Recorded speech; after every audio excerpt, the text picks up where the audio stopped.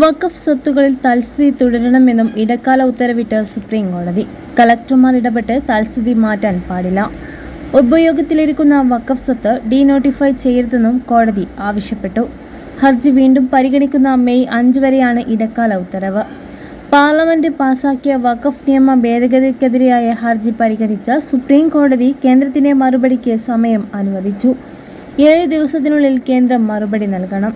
വഖഫ് ബോർഡുകളിലേക്കും കൗൺസിലിലേക്കും നിലവിൽ പുതിയ നിയമനം പാടില്ലെന്നും മുസ്ലിങ്ങളല്ലാത്തവരുടെ നിയമനങ്ങൾ വിലക്കിക്കൊണ്ട് ഇടക്കാല ഉത്തരവിൽ പറയുന്നു. ചീഫ് ജസ്റ്റിസ് സഞ്ജീവ് ഖന്ന അധ്യക്ഷനായ 3-അംഗ ബെഞ്ചാണ് ഹർജി പരിഗണിച്ചത്. കേന്ദ്ര സർക്കാരിന് വേണ്ടി additional solicitor general Tushar Mehta ഹാജരായി. വഖഫ് ഭേദഗതി നിയമത്തെ ചോദ്യം ചെയ്തുള്ള വിവിധ സംഘടനകളുടെ ഹർജികൾ ഇന്നലെയാണ് സുപ്രീം കോടതി വാദം കേട്ടു തുടങ്ങിയത്.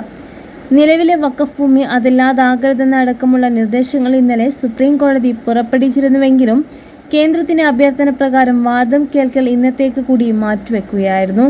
ഇന്ന് ഉച്ചയ്ക്ക് 2 മുതലാണ് തുടർവാദം ആരംഭിച്ചത്. 3 നിർദ്ദേശങ്ങളാണ് കോടതി ഇന്നലെ മുന്നോട്ട് വെച്ചത്.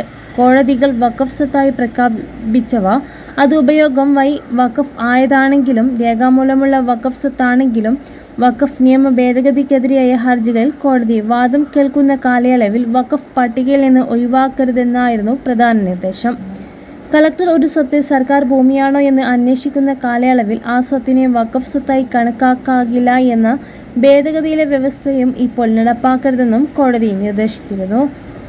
വഖഫ് ബോർഡുകളിലെയും സെൻട്രൽ വഖഫ് കൗൺസിലെയും എക്സ് ഒഫീഷ്യോ അംഗങ്ങളൊഴികെ എല്ലാ അംഗങ്ങളും ഇസ്ലാം മതവിശ്വാസികളായിരിക്കണമെന്ന നിർദ്ദേശവും കോടതി മുന്നോട്ട് വെച്ചു. ഹിന്ദു ബോർഡുകളിലും മുസ്ലിങ്ങളെ ഉൾപ്പെടുത്തുകയെന്നും സുപ്രീം കോടതി കേന്ദ്രത്തോട് ആരാഞ്ഞു. തുടർന്നാണ് വാദം കേൾക്കൽ ഇന്നുകൂടി തുടരണമെന്നും കേന്ദ്രത്തിന്റെ നിർദ്ദേശം അംഗീകരിച്ച് കോടതി ഇടക്കാല ഉത്തരവിൽ നിന്ന് പിന്മാറി ഇന്ന് ഉച്ചയ്ക്ക് ഇടക്കാല ഉത്തരവിൽ നിന്ന് വാദം കേട്ടു തുടങ്ങിയത്.